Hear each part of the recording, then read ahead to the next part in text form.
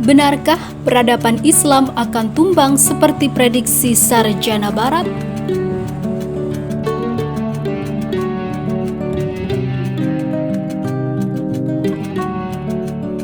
Sebelum lanjut, jangan lupa subscribe dan nyalakan tombol notifikasinya agar tidak ketinggalan info terbaru dari Santri Online.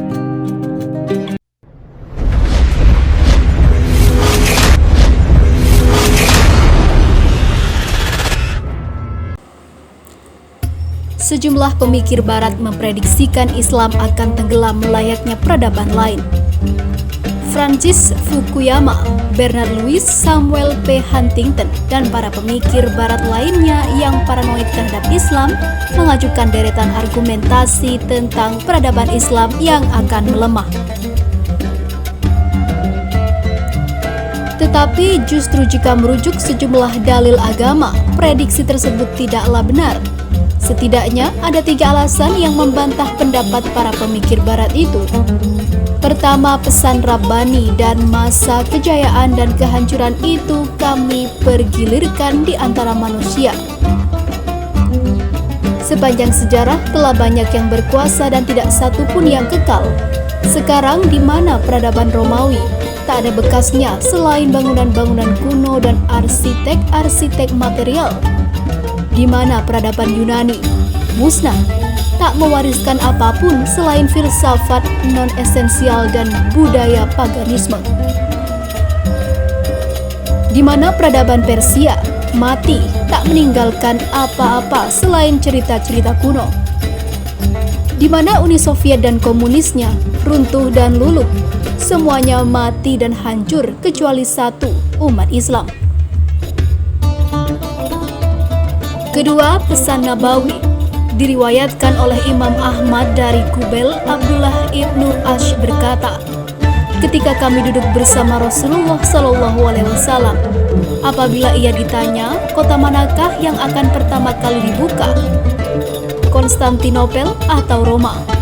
Rasulullah SAW menjawab, Konstantinopel yang akan pertama kali dibuka, kemudian Roma. Hadits ini menerangkan kepada kita bahwa para sahabat sebenarnya sudah mengetahui bahwa Konstantinopel dan Roma akan dibuka. Tapi mereka ingin mengetahui mana yang akan pertama kali dibuka. Ini adalah kabar gembira dari Rasulullah SAW yang pasti benar adanya.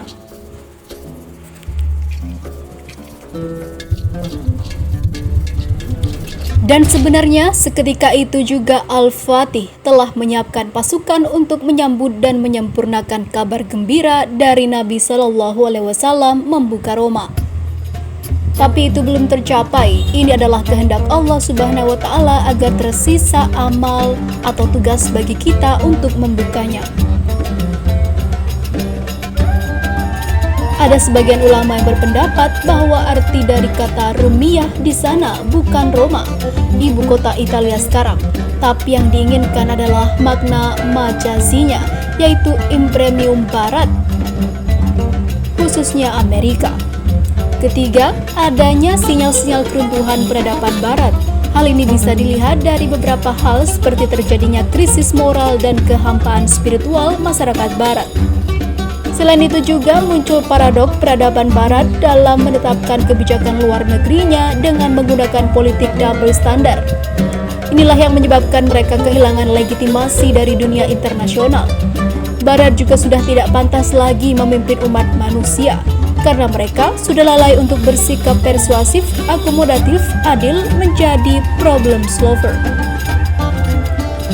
Barat terlalu angkuh dan sombong dengan kemajuan yang mereka capai baik dalam bidang ilmu dan teknologi, ekonomi, militer, dan sebagainya. Sehingga mereka merasa kuat dan tidak ada satupun yang mampu menandingi kekuatan mereka. Adapun kaum Ad, mereka menyombongkan diri di muka bumi tanpa mengindahkan kebenaran dan mereka berkata, siapakah yang lebih hebat kekuatannya dari kami? Tidakkah mereka memperhatikan Allah yang menciptakan mereka? Dia lebih hebat kekuatannya dari mereka. Dari ketiga alasan tersebut, kita dapat mengambil kesimpulan bahwa kini peradaban barat sedang menggelinding ke tepi jurang kehancuran sebagai akibat dari kelalaian, kesombongan, dan kerusakan yang mereka jalankan.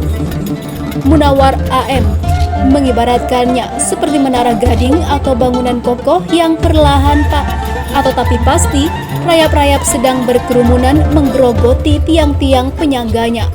Begitu juga Bernard Shaw pernah mengatakan, Romawi runtuh, Babylon runtuh, kini tiba giliran Amerika.